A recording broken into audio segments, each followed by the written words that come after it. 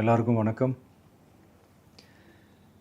இந்திய அரசியல் சாசனம் நம்ம தமிழ்நாட்டில் இருக்கிற எல்லாருக்குமே கொடுத்துருக்கிற உரிமையில் ரொம்ப ரொம்ப முக்கியமானது ஓட்டிங் ரைட், வாக்குரிமை. ஒரு மனுஷன் உயிரோடு இருக்கான்றதுக்கு அடையாளமாக இருக்கிறதுல அவனோட ஓட்டுரிமை ரொம்ப முக்கியம். அதனால தான் voting is not only our right but also our life. ஒரு முக்கியமான விஷயத்தை பற்றி இப்போ நான் உங்ககிட்ட ஷேர் பண்ண போகிறேன். இது நான் ஃபஸ்ட்டு கேள்விப்பட்ட உடனே எனக்கே ரொம்ப ஷாக்கிங்காக தான் இருந்தது. இப்போ நான் பேசிகிட்டு இருக்கிற இந்த நேரத்தில் தமிழ்நாட்டில் இருக்கிற நம்ம யாருக்குமே ஓட்டு போடுற உரிமையே இல்லைன்னு சொன்னால் நம்புவீங்களா? நான் நீங்கள் உட்பட யாருக்குமே அது இல்லை. நான் பயமுறுத்துறேன்னு நினைக்காதீங்க, அதுதான் நிஜமும் கூட. கொஞ்சம் ஏமாந்தால் நம்மளை மாதிரியே இன்னும் லட்சக்கணக்கான பேருக்கும் இதே நிலைமை தான். ஓட்டு போடுற அந்த உரிமையே இல்லாத மாதிரி ஒரு நிலைமை வந்தாலும் வரலாம். இதுக்கு மெயின் ரீசன் அந்த எஸ்ஐஆர், ஸ்பெஷல் இன்டென்சிவ் ரிவிஷன், சிறப்பு தீவிர திருத்தம். இப்போது இந்த எஸ்ஐஆர் நம்ம தமிழ்நாட்டில் எப்படி ஒர்க் ஆக போகுது? கடந்த ஜனவரி மாதம் எடுத்த அந்த கணக்கெடுப்பில் 6,36,00,000 வாக்காளர்கள் நம்ம தமிழ்நாட்டில் இருக்கிறாங்க. ஆனால் அவங்க யாருக்குமே இந்த ஓட்டு போடுற உரிமையே இல்லை. அந்த பிஎல்ஓன்னு சொல்லுவாங்க, பூத் லெவல் ஆஃபீஸர்ஸ், வாக்குச்சாவடி நிலை அலுவலர். அவங்க தான் வீடு வீடாக போய் அந்த ஃபார்மை கொடுப்பாங்க. அதை நம்ம ஃபில்அப் பண்ணி கொடுக்கணும்.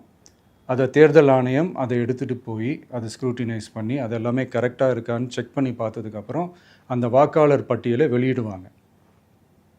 அந்த வாக்காளர் பட்டியலில் நம்ம பேர் இருக்கணும், அப்போ தான் நம்மளால் ஓட்டு போட முடியும். அந்த புது பட்டியல் வர்ற வரைக்கும் நம்ம வாக்காளர்களான்றது அது உறுதியே செய்ய முடியாது.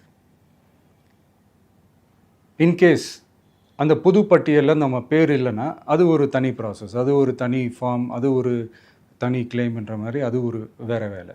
ஸோ இந்த மாதிரி நிறையா சிரமங்கள் குழப்பங்கள் இருக்கிறதுனால மக்களுக்கு இது மேலே ஒரு கன்ஃபியூஷன் ஒன்று இருக்குது. இது என்ன வெரிஃபிகேஷனா இல்லை ஒரு மறைமுக ரீரெஜிஸ்ட்ரேஷனா இல்லை இது ஒரு நியூ ரெஜிஸ்ட்ரேஷன் மாதிரியே தானா அப்படின்ற மாதிரி நிறைய கன்ஃபியூஷன் இருக்குது. அவங்க செய்ய வேண்டியதெல்லாம் ஒன்று தான். இந்த மாதிரி வீடு வீடாக போய் அந்த என்யூமரேஷன் ஃபார்ம் நம்ம ஃபில்அப் பண்ணி கொடுக்கும்போது அதுக்கான அக்னாலேஜ்மெண்ட்டை அந்த பிஎல்ஓ அந்த ஆஃபீஸர்கிட்ட இருந்து நீங்கள் வாங்கிக்கணும். அது ரொம்ப ரொம்ப முக்கியம். இது நான் சொல்கிறது வாக்காளர் பட்டியலில் ஆல்ரெடி உங்கள் பேர் இருக்கிறவங்களுக்கு நான் சொல்கிறேன். இப்போ புது வாக்காளர்கள், ஃபஸ்ட் டைம் ஓட்டர்ஸ், அவங்களுக்கு ஃபார்ம் 6ன்னு ஒன்று இருக்குது. அதை நீங்கள் ஃபில்அப் பண்ணி நீங்கள் உங்கள் ஏரியாவில் இருக்கிற சம்மந்தப்பட்ட அந்த உங்கள் அலுவலகத்தில் நீங்கள் டைரெக்டாகவும் சப்மிட் பண்ணலாம், இல்லை நீங்கள் ஆன்லைன்லேயும் சப்மிட் பண்ணலாம். அப்படி ஆன்லைனில் நீங்கள் சப்மிட் பண்ணிங்கன்னா அதுக்கான ஸ்க்ரீன்ஷாட்டை எடுத்து வச்சுக்கோங்க. ஃபோனில் மெசேஜ் வரும், அதை சேவ் பண்ணி வச்சுக்கோங்க. அப்ராடில் இருக்கிறவங்க கூட அந்த எஸ்ஐஆர் ஃபார்மை டவுன்லோட் பண்ணி நீங்கள் அதை ஃபில்அப் பண்ணி சப்மிட் பண்ணலாம். அதுக்கான அக்னாலேஜ்மெண்ட்டை வாங்கி வச்சுக்கோங்க. ரொம்ப முக்கியமாக உங்களோட பிஎல்ஓ அந்த ஆஃபீஸர் யாருன்னு தெரிஞ்சு வச்சுக்கோங்க. இந்த தேர்தல் ஆணையம் அந்த வெப்சைட்டில் போனீங்கன்னா அந்த பர்டிகுலர் பிஎல்ஓ ஆஃபீஸரோட ஃபோன் நம்பர் கூட நீங்கள் எடுத்து வச்சுக்கலாம். இன்கேஸ் உங்களை யாரையும் ரீச் பண்ணலை, இல்லை உங்களுக்கு அந்த ஃபார்ம் கிடைக்கல அப்படின்னா நீங்கள் அவரை காண்டாக்ட் பண்ணி அந்த ஃபார்மை வாங்கி நீங்கள் ஃபில்அப் பண்ணி நீங்கள் சப்மிட் பண்ணலாம். ரொம்ப முக்கியமாக அதுக்கான அக்னாலேஜ்மெண்ட்டை வாங்கி வச்சுக்கோங்க. இது எல்லாமே சரியாக செஞ்சாலும் இந்த எஸ்ஐஆர் மேலே சில டவுட்ஸ் இருக்குது. அது என்னென்னா, இந்த 6,36,00,000 வாக்காளர்களுக்கு ஒருத்தர் விடாமல் இந்த ஒரே மாதத்துக்குள்ளே எப்படி எல்லாருக்குமே அந்த ஃபார்ம் போய் ரீச் ஆகும்? ஒன்று. ரெண்டாவது, நீங்கள் வரும்போது வீட்டை பூட்டிட்டு வேலைக்கு போயிட்டு என்ன பண்ணுறது? இப்போ நீங்கள் வருவீங்கன்றதுக்காக வேலையெல்லாம் விட்டுட்டு வீட்டுக்குள்ளேயே உட்காந்துட்ருக்கணுமா? ஸோ இதில் மெயினாக பாதிக்கப்பட போகிறது உழைக்கிற மக்கள், ஏழைகள், வேலைக்கு போகிற பெண்கள். இவங்களுக்கு யார் கரெக்டான அந்த பதில் சொல்ல போகிறது? ஒரு நியாயமான எஸ்ஐஆர்னால் என்ன நடக்கணும்? இப்போது இறந்து போனவங்களை மார்க் பண்ணி அதுலேருந்து டிலீட் பண்ணணும். இப்போ போலி வாக்காளர்கள் இருந்தாங்கன்னா அவங்கள மார்க் பண்ணி டிலீட் பண்ணணும். இப்போ ஆல்ரெடி ஓட்டு இருக்கிறவங்களுக்கு எதுக்கு இந்த ரெஜிஸ்ட்ரேஷன் என்ற பேரில் இவ்வளவு குழப்பங்கள் அப்படின்றது தான் எங்கள் கேள்வி. இப்போ புதுசாக வர வாக்காளர்களையோ இல்லை ஓட்டு இல்லாதவங்களையோ சேர்த்தா பத்தாதா? இப்போ ரீசெண்டாக நடந்த இப்போ எலெக்ஷன் 2021, 24 எப்படி எல்லாருமே ஓட்டு போட்டோம்? அதில் ஓட்டு போட்டவங்க கூட இப்போ புதுசாக ரெஜிஸ்டர் பண்ணணும்னா அது ஏன் அந்த கன்ஃபியூஷன் அப்படின்றத நாங்கள் கேட்குறோம். அதனால தான் நாங்கள் எஸ்ஐஆரை எதிர்க்கிறோம். இப்போ புதுசாக சில கம்ப்ளைண்ட்ஸ்லாம் வர ஆரம்பிக்குது. அது என்னென்னா முக்கியமாக நம்மளுடைய டிவிகே தோழர்களுக்கு அந்த ஃபார்ம் கிடைக்க மாட்டேங்குது, கொடுக்க மாட்டேன்றாங்க அப்படின்ற சில கம்ப்ளைண்ட்ஸ். இது யார் பண்ணுறாங்க அப்படின்றது நான் தான் சொல்லி தெரிய வேணும்னு ஒன்றும் அவசியம் இல்லை உங்களுக்கு. இப்போ இருக்கிற ஆட்சியாளர்கள் அவங்களுக்கு கைப்பாவையாக இருக்கக்கூடிய சில பேர் வந்து இதை செய்ய ஸ்டார்ட் பண்ணியிருக்கிறாங்க. அதனால் மைடியர் வர்ச்சுவல் வாரியர்ஸ், இதை வந்து சாதாரணமாக எடுத்துக்காதீங்க. இது எல்லாருக்குமே அந்த ஃபார்ம் போய் ரீச் ஆகணும். இதில் ரொம்ப உறுதியாக இருங்க. அதையும் மீறி உங்களுக்கு அந்த ஃபார்ம் கிடைக்கலன்னா இருக்கவே இருக்கும் ஆன்லைன். தேர்தல் ஆணையம் அந்த வெப்சைட்டில் போய் அந்த ஃபார்மை டவுன்லோட் பண்ணி நீங்கள் ஃபில்அப் பண்ணி சப்மிட் பண்ணலாம். உங்கள் வீட்டில் இருக்கிறவங்களுக்கு நீங்கள் செஞ்சு கொடுங்க, பக்கத்து வீட்டில் இருக்கிறவங்களுக்கு செஞ்சு கொடுங்க, தெரிஞ்சவங்களுக்கு, தெரியாதவங்களுக்கு, பழகினவங்களுக்கு, பழகாதவங்களுக்கு எல்லாருக்குமே நீங்கள் தயவு செஞ்சு கொடுங்க. அண்ட் ரொம்ப முக்கியமாக நம்ம ஜென்சி கிட்ஸ், நம்ம ஃபஸ்ட் டைம் ஓட்டர்ஸ், நம்ம புது வாக்காளர்கள், நம்ம நண்பா நண்பிகள், அவங்க ரொம்ப கேர்ஃபுல்லாக இருக்கணும். நான் ஆல்ரெடி சொன்ன மாதிரி உங்களுக்கான ஃபார்ம், அந்த ஃபார்ம் நம்பர் 6, அதை கரெக்டான டீட்டெயில்ஸோட கரெக்டான உங்கள் டாக்குமெண்ட்ஸை வச்சு அதை சப்மிட் பண்ணுங்கள்.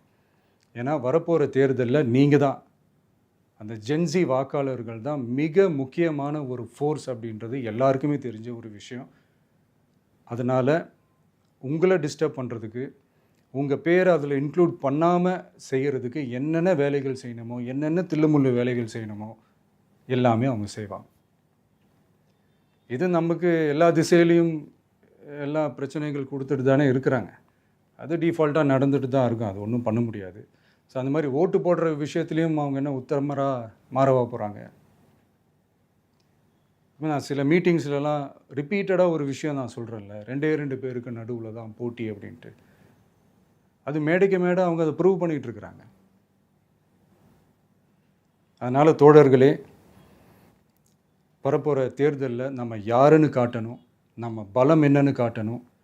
அதுக்காக அந்த பலமான, அந்த பவர்ஃபுல்லான ஆயுதத்தை நம்ம கையில் எடுக்கணும். அந்த ஆயுதம் வேறு எதுவுமே இல்லை, ஓட்டு, வாக்கு, ஜனநாயகம். அது இருந்தால் தான் நம்ம அந்த வெற்றியை நோக்கியே நம்மளால் பயணிக்க முடியும். தமிழ்நாடே அந்த வாக்குச்சாவடி முன்னாடி திரண்டு நிற்கணும். அதை பார்த்துட்டு தமிழ்நாடே தமிழக வெற்றி கழகமா, இல்லை தமிழக வெற்றி கழகம் தான் தமிழ்நாடா அப்படின்ற மாதிரி இருக்கணும். வீடுன்னு ஒன்று இருந்தால் தான் ஓடு மாற்ற முடியும்னு அறிஞர் அண்ணா அவர்கள் சொல்லியிருக்கிறாங்க. அந்த மாதிரி ஓட்டுன்னு ஒன்று இருந்தால் தான் இந்த நாட்டையே காப்பாற்ற முடியும்.